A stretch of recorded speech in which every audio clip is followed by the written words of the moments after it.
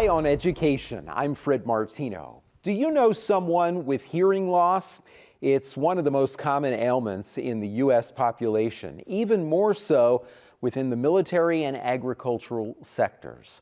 All of us lose some of our range of hearing as we age. Some also experience tinnitus, a persistent ringing in the ear that the brain creates. Hearing loss has always been thought to be irreversible, but is it really? Research scientists at the WSIU School of Medicine study hearing loss. They don't accept the status quo and think they can cut through the noise that nature dealt. We'll talk with them in a moment, but first, this report from the WSIU School of Medicine.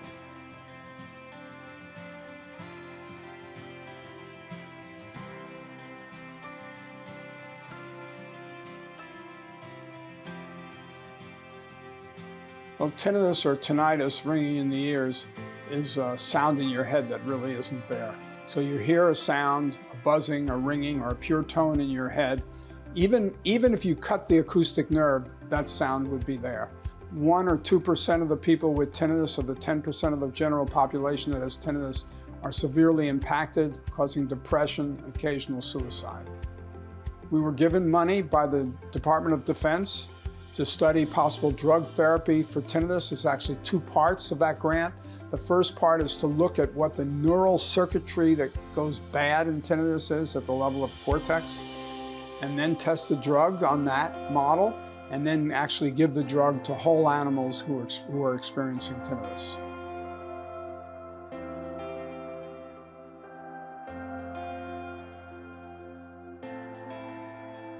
Dr. Caspary and I both study the auditory system, but we study very different parts of the auditory system.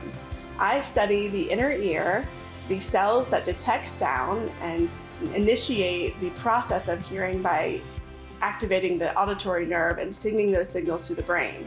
And Don studies the central parts of the auditory system, the parts of the brain that interpret that sound and figure out what is a real sound to pay attention to, what is background noise, what is language, what is music, and what does everything mean. Because of collaboration with Tom for using the animal model and Brandon's impeccable knowledge of the nicotinic receptor, we were able to come up with a drug that we'd never heard of, but Brandon knew of, called sazotidine. And for the last 3 or 4 years, we've been looking into sazotidine as a treatment for tinnitus. So the idea of using sazotidine is because it acts on a receptor that regulates our attention. And so if we can use this drug to interfere with the attention that our brain is placing on this phantom noise of tinnitus, then perhaps those patients who suffer the most would have some benefits. Doctors Caspary and Cox had approached our office and asked if their discovery was something worth protecting and pursuing by the university. After reviewing the technology, we thought that there might be some market potential there and definitely some patentable subject matter. So we recommended to the university that we protect the idea in hopes of further advancing the technology in a commercial setting. Dr. Caspary has 40+ years of continuous federal funding for his research projects. His collaborations here at SIU has put the School of Medicine on the map for auditory research. His partnership with Brandon Cox, who brings new sets of ideas, new approaches to the problem, has been very synergistic. Brandon shares that passion that Dr. Caspary has, that hearing loss tinnitus is preventable, if not reversible. And collectively between those two, their labs have been extremely productive. We see it with their manuscripts, productivity, and grants. And finally, you have to love what you do or you wouldn't do it. I'm well past retirement age and I still enjoy what I'm doing very much.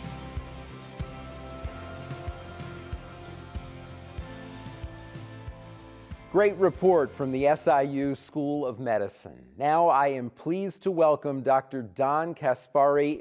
Doctor, thank you so much for being with us today. Well, thank you for having us. It is good to have you here. I want to start with the Department of Defense grant and patent. What does this explore in regard to tinnitus, what is commonly called ringing in the ears? Well, tinnitus or tinnitus, as you said, ringing in the ears, occurs in maybe 10 to 15% of the population, and somewhere between 1 and 2% of the population is severely impacted. And we thought for a long time that those most impacted are those people who cannot divert their attention away from the sound in their heads. So that most people can sort of go about their daily lives and are not too troubled by their tinnitus or tinnitus. But some people, that 1 or 2%, can become depressed, they can't concentrate, and a small percentage even commit suicide.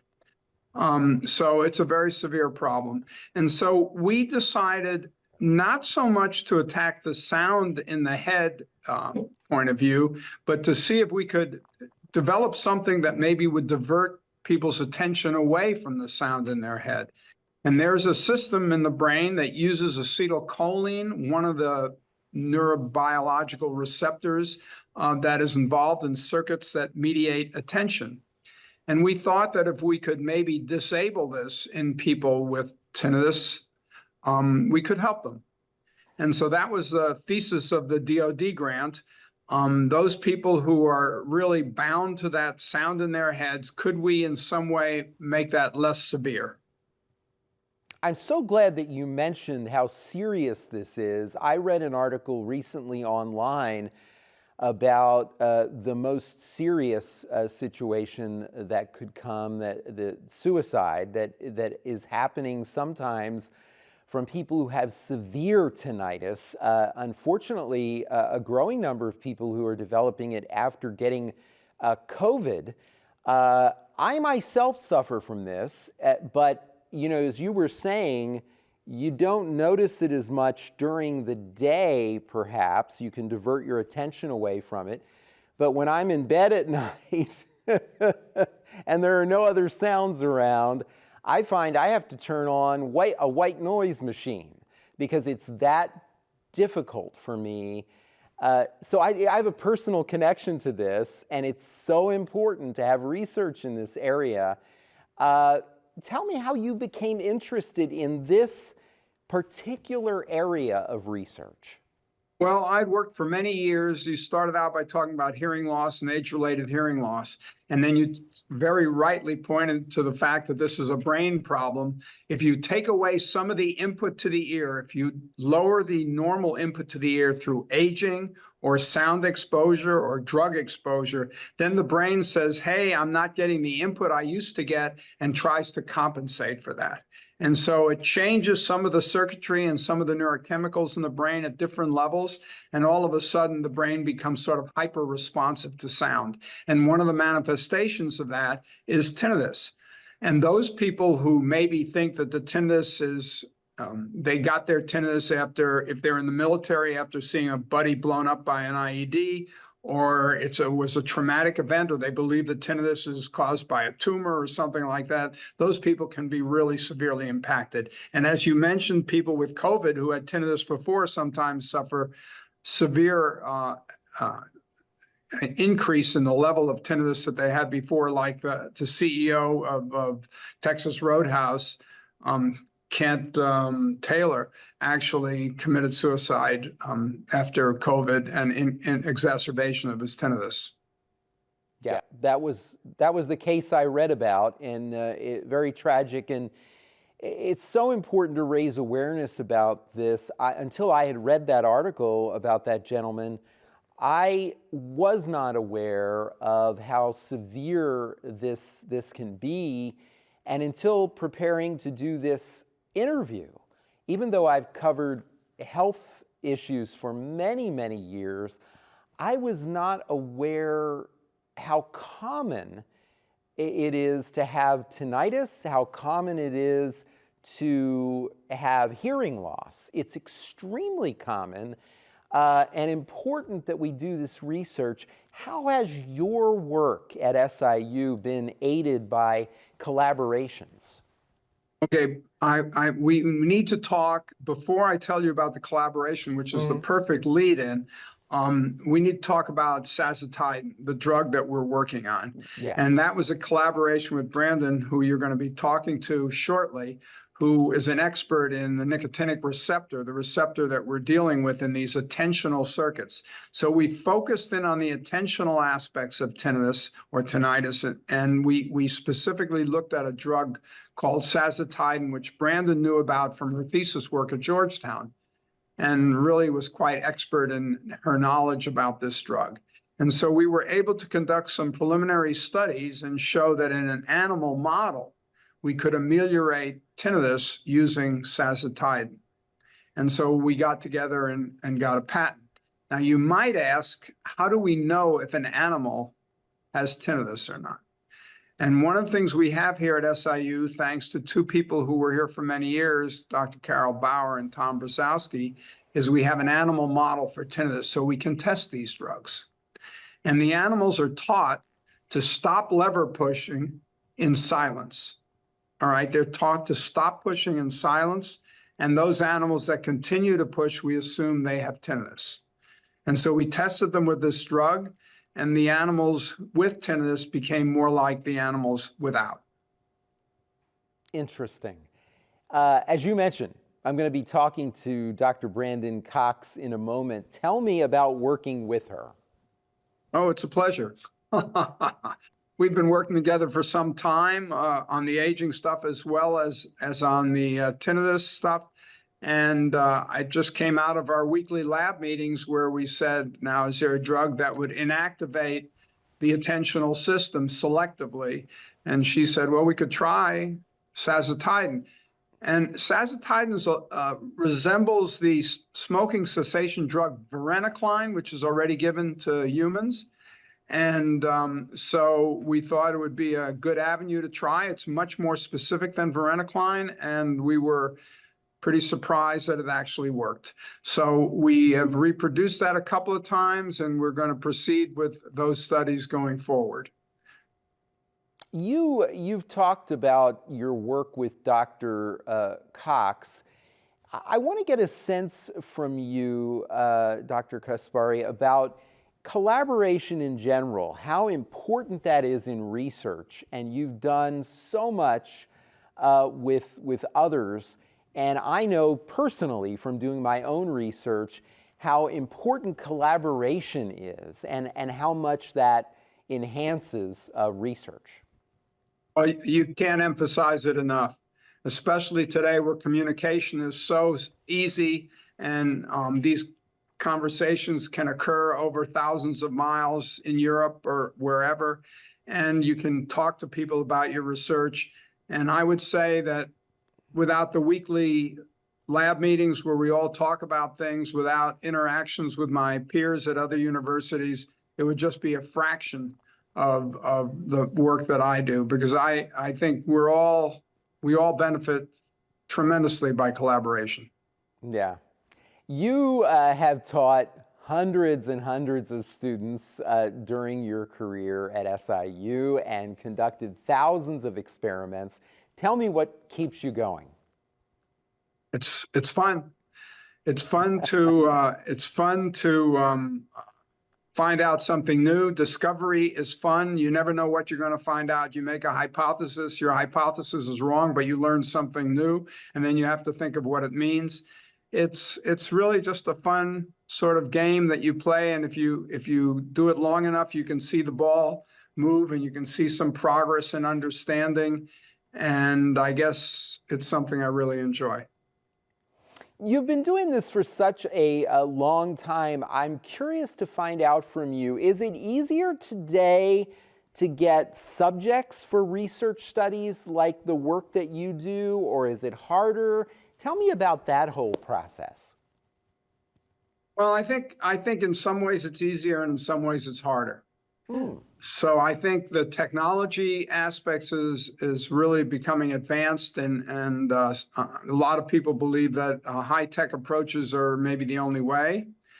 But on the other hand, it's so much easier to communicate with people and to search the literature. We hardly ever go to the library anymore. We just Google it, and we get onto Google Scholar and read papers, and you can use keywords to search papers, and you can see who cited what in other papers. So you have a lot of tools at your disposal that makes it easier, and yet it's more complex and there's more things out there to look at. Yeah. As I mentioned at the very beginning of this conversation, you rely on grants to do the work, including a Department of Defense grant. As we conclude, I want to give you the opportunity to talk about the importance of that, because everyone watching here pays taxes in one way or another. And it's something we talk about very little in the media, the importance of grant funding that is funded by taxpayers, but we all benefit from, and society benefits from. Well, you've done a very good job of summarizing that. I am eternally grateful to the taxpayer of the United States for all the years of NIH funding and DoD funding that I've had. I think of that all the time. I don't lose sight of that. And it's something that the US public, the people out there, have sponsored me, and I feel very, very good about that. And I appreciate that. And I hope we've given something back. Absolutely you are. Dr. Caspary, thank you so much for being with us today. It's been a pleasure. Thank you for having me.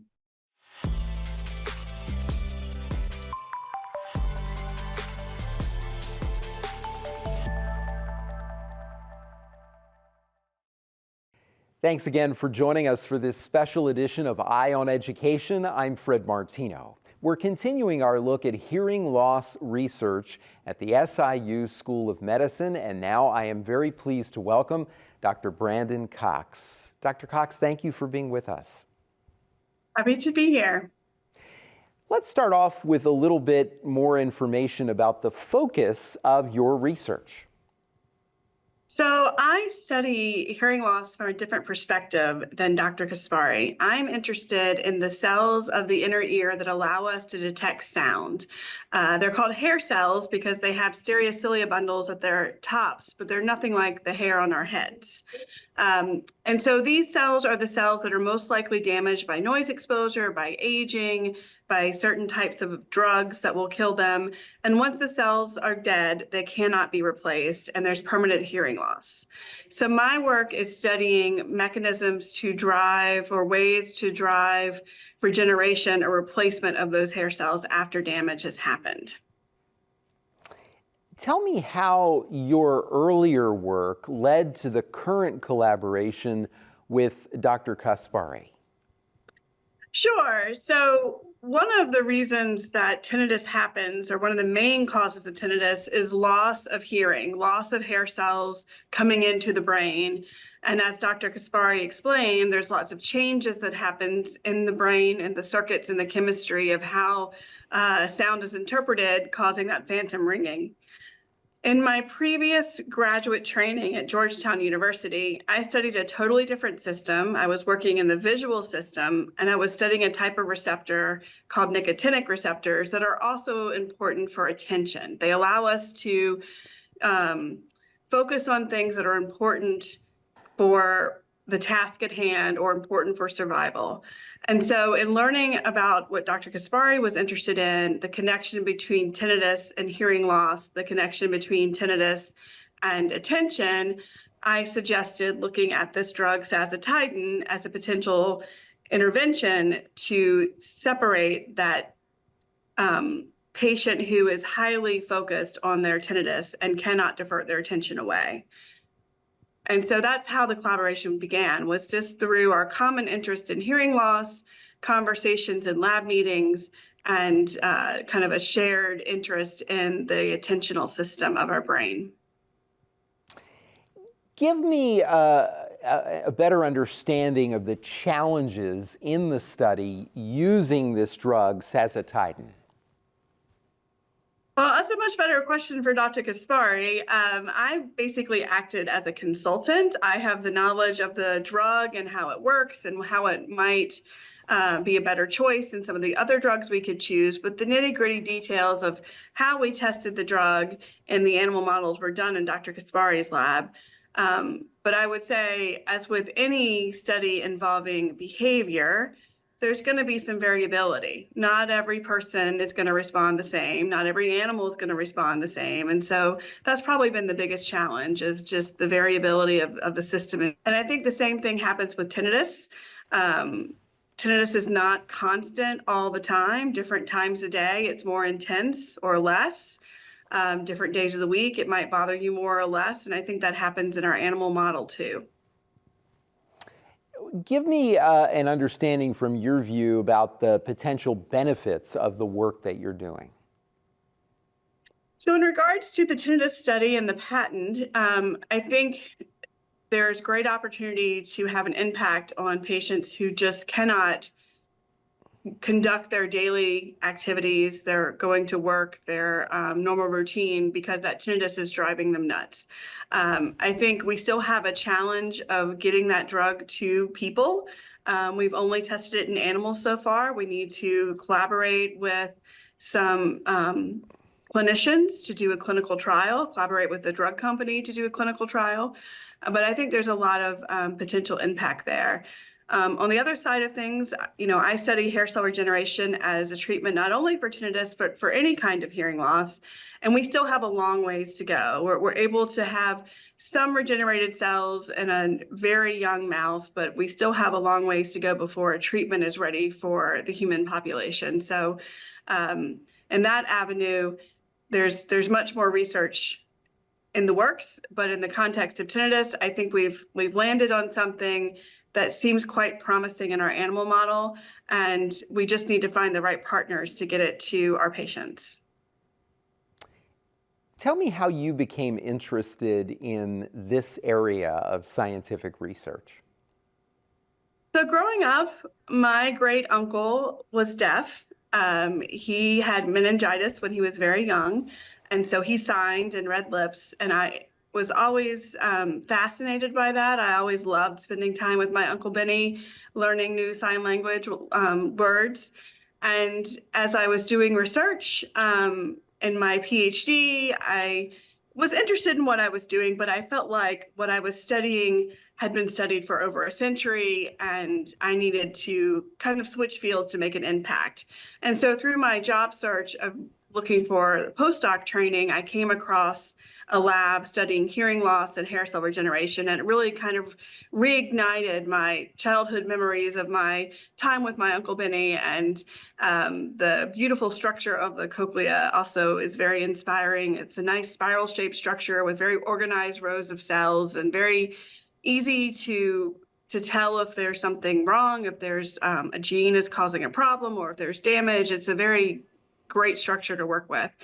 So the combination of those things, and also the fact that the inner ear, where the hair cells are found, is housed in this teeny tiny bony structure. It is very difficult to dissect. You have to have very specialized equipment to measure hearing. So there's a lot of very basic science questions that we are just now being able to answer. So there was a lot of opportunity that I felt like I could contribute to the field and make a difference. Working in this field, I can only imagine your reaction as you see the immense proliferation of people who are now wearing earbuds and listening to music, sometimes so loud that you can hear and identify the tune as you are near them. As our final time, we just have a little bit of time left. The warning for people that you can give to them, knowing about hearing loss and knowing about the damage that that really loud music in your ears can do. Right. So it's really underappreciated, especially if you're a teenager, you think you're invincible. And that loud noise exposure from the earbuds or from the lawn equipment or the tractors is doing permanent damage, and it can lead to tinnitus.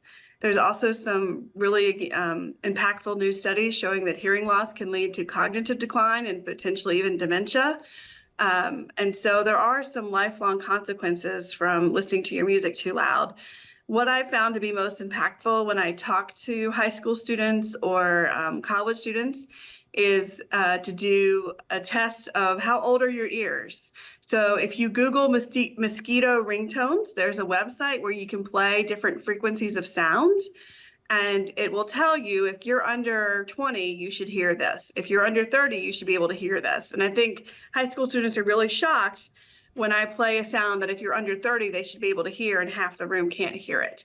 So I think that's really one of the best ways to translate this important information. So mosquito ringtones, play these different frequencies of sound, test the age of your ears, how sensitive you're able to hear these high frequency sounds, and maybe that will help people be a bit more cautious. Mosquito ringtones. I hadn't heard of that before. I learned that's why I love this field. I learn something new every day. But this, I'm glad we had a chance to leave folks with that, because I see it all the time. And as someone who has some hearing loss from getting blasted due to an accident in this field, believe it or not, with the IFB, it's a very sensitive topic for me, and I always warn people, this is serious business and your hearing is so important. Dr. Brandon Cox, thank you so much for being with us today. Thank you for your invitation to join you.